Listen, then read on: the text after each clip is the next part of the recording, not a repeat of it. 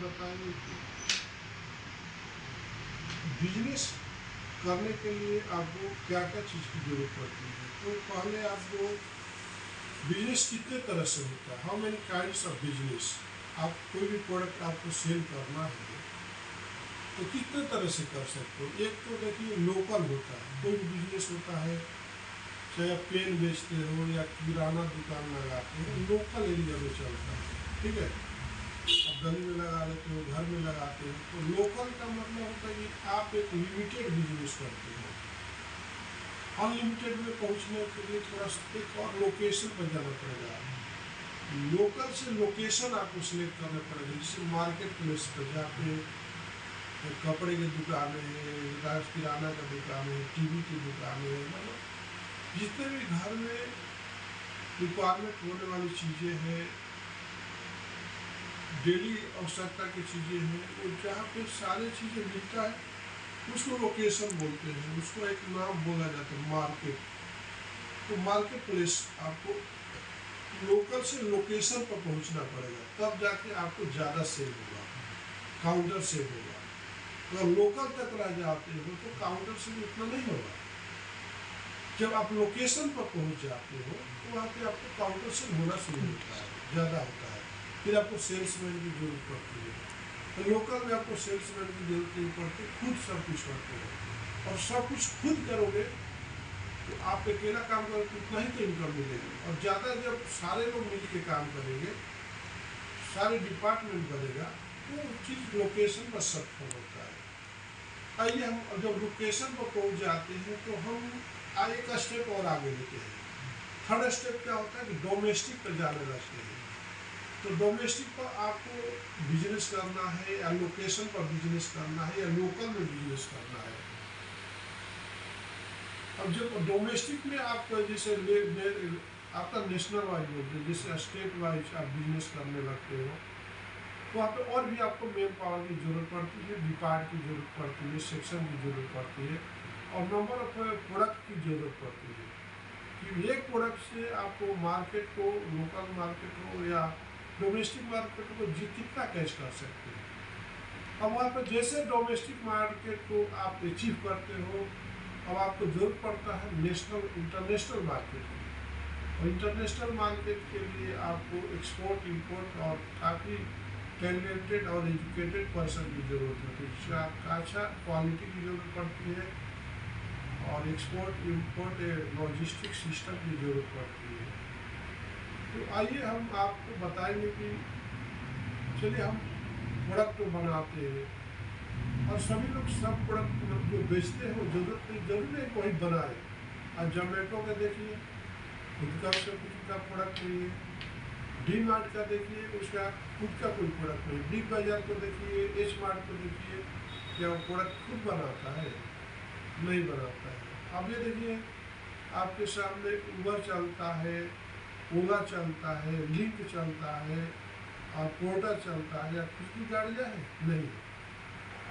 तो जितने भी बिजनेस जो होते हैं ना, वहाँ पे आपको कम्युनिकेशन और नॉलेज की जरूरत पड़ती है। जितना आप कम्युनिकेशन को अच्छा रखते हो, जितना आपका नॉलेज अच्छा इम्प्रूव होता है, जितना आप सिस्टम बनाते हो, लेकिन इंसान कोई भी काम नहीं करता है, काम करता है उसका सिस्टम। तो सिस्टम आपको डे बाय डे इम्प्लीमेंट होना चाहिए, तो ऑटोमेटिक आपका ग्रोथ शुरू होता है, जिसको हम सिस्टम को ISO 9001 2015 के नाम से जाना जाता है।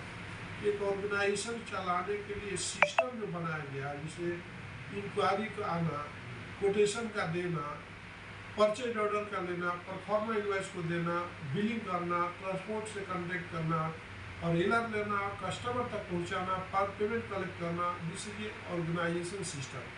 ये ISO आपको ये साथ सजेस्ट करता है। मेन पावर को हैंडल करना, मेंटेनेंस को हैंडल करना, ब्रेकडाउन को अटेंड करना, प्रॉपर तरीके से काम होना, टारगेट के हिसाब से काम होना, शेड्यूल के हिसाब से काम होना, इस सारे FIO को मॉनिटर करना। जो FIO का मतलब कि first incoming first outgoing, FI का मतलब होता है फर्स्ट इनकमिंग, FO का मतलब फर्स्ट आउटगोइंग। जो पहले मटेरियल आया उसका यूज पहले होना चाहिए, जो बाद में आया उसका बाद में यूज होना चाहिए। तो ये लागू होना चाहिए। और हाईएस्ट जो आपने पढ़ा होगा इस सिस्टम में, कौन सा मटेरियल को कहाँ पर रखना चाहिए, डेंजर मटेरियल को कहाँ रखना चाहिए, हाईएस्ट बताता है। तो जैसे हम आगे बढ़ते जाते हैं, लोकल से लोकेशन पर जाते हैं, तो वहाँ और भी कुछ इम्प्लीमेंट करने की जरूरत पड़ती है। जैसे लोकेशन से डोमेस्टिक पर जाते हैं तो वहाँ पर और भी सिस्टम की जरूरत पड़ती है, और डोमेस्टिक से इंटरनेशनल में जाते हैं तो उससे भी अच्छा सिस्टम की जरूरत पड़ती है। जिस दिन आप अपने ऑर्गेनाइजेशन में सिस्टम के अडॉप्ट कर लेते हो तो उस सिस्टम पे कोई ना कोई उसका सेल्स में काम करते रहेगा, कोई भी दिक्कत नहीं आएगी। और इस सिस्टम बनेगा कैसे, आपका प्रोडक्ट सेल कैसे होगा, तो उसके लिए काफ़ी सारे प्लेटफार्म है। जैसे आपका खुद का एक वेबसाइट होना चाहिए, आप क्या करते हो आपके बारे में वहाँ पर डिस्क्रिप्शन होना चाहिए, क्या सेल करते हो। आपका खुद का वेबसाइट ही, सभी लोग गूगल पे ही जाते हैं, आप कहीं जाना है तो गूगल मैप मारते हो तो ऑटोमेटिक पहुँच जाते हो। चाहे गाड़ी हो चाहे ट्रेन हो, कौन सी गाड़ी कहाँ पहुँचने वाली है, कौन सा गाड़ी कहाँ पर आ रही है, ये सारी चीज़ आपको गूगल ही बताता है। तो आज डिजिटल मार्केटिंग में गूगल का महत्व बहुत है। और गूगल के थ्रू ही एक माचिस का बॉक्स भी चाहिए था, आप बैठे मंगा सकते हो, सब्जी चाहिए, पानी का बोतल चाहिए, कोई भी वस्तु चाहिए, आप गूगल के थ्रू आप मंगा सकते हो। और डिजिटल मार्केटिंग से घर बैठे सारी चीज़ आप मंगा सकते हो। तो आज ये पहले की अपेक्षा काफ़ी बिजनेस अच्छा हो गया। जरूरत है कि आपको इंक्वायरी बिल्डअप करने आना चाहिए। इंक्वायरी बिल्डअप कब होगा, जब आप अपने प्रोडक्ट को अच्छे तरीके से डिस्क्रिप्शन करते हो, उस प्रोडक्ट का इमेजेस लगाते हो, उसके बारे में बताते हो, उसका रेट भी डिस्प्ले करते हो, तो ऑटोमेटिक आपके, जैसे आप कोई दुकान पे जाते हो, आप लिखा है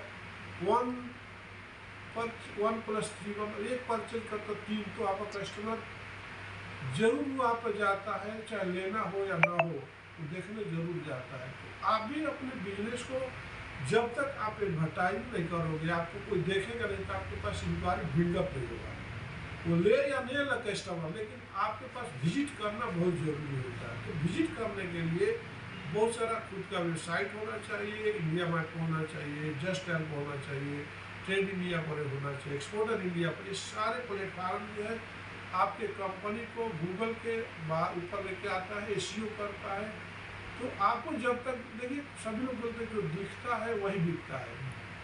जब तक आप दिखाओगे नहीं अपने प्रोडक्ट को, अपने टैलेंटेड को सामने, आज बहुत सारे ऐसे लोग टैलेंटेड हैं जो कुछ भी कर सकते हैं लेकिन अपने सामने नहीं आते हैं। तो हम पहले इंक्वायरी का बिल्डअप करना चाहिए, इंक्वायरी को लाना आपकी जिम्मेदारी होना चाहिए। जब इंक्वायरी आएगा तभी आप कॉलिंग कर सकते हैं, कोटेशन दे सकते हो। और कोटेशन और इंक्वायरी के बीच में आपको कम्युनिकेशन बहुत ही स्ट्रांग होना चाहिए, प्रोडक्ट का नॉलेज होना चाहिए, डिस्क्रिप्शन बराबर होना चाहिए। जिससे आप कोटेशन देते हो तो पीआई और ऑर्डर में कन्वर्ट करने का आपका जिम्मेदारी बनता है। अगर परचेज ऑर्डर में कन्वर्ट करते हो तो आप पीआई और पेमेंट दोनों लेने की जिम्मेदारी आपकी है, और डिस्पैच की आपकी जिम्मेदारी बनती है। एक अच्छा ट्रांसपोर्टेशन सेलेक्ट करना चाहिए। तो देखा कि आपने लोकल, लोकेशन, डोमेस्टिक और इंटरनेशनल, लोकल, लोकेशन, डोमेस्टिक और इंटरनेशनल, ये बिजनेस का सबसे बड़ा एक जरिया है। और इसका जब तक आपको नॉलेज नहीं रहेगा, आप बिजनेस में कल भी जीरो थे और आज भी जीरो है। और जिसको ये लोकल, लोकेशन, डोमेस्टिक और रेफरेंस, इंटरनेशनल, ये सारे जो चीज़ें हैं बिजनेस के बीच में important, reference should be must improvement the business. अगर इम्प्रूव करना बिजनेस तो रेफरेंस ही होता है। आज हमारे पास एक कस्टमर जुड़ता है, आपका क्वालिटी और सर्विस अच्छा है तो दूसरे कस्टमर को भी वो आगाह करेगा, रेफरेंस देता है। तो रेफरेंस से मिलते नहीं मिलते आज आप डे बाई डे आपके कस्टमर बढ़ते जाते हैं, और बैड रेफरेंस से आपके day by day customer minus होते जाते हैं। तो आपको कोशिश करना चाहिए कि हमारा क्वालिटी अच्छा हो, सर्विस अच्छा हो, तो ऑटोमेटिक आपका जो है एक रेफरेंस बढ़ते जाएगा, एक आपका फेमस बिजनेसमैन बन सकते हो। तो क्वालिटी, डिलीवरी टाइम और सर्विस, इस पर ध्यान देना होगा। नमस्कार, धन्यवाद।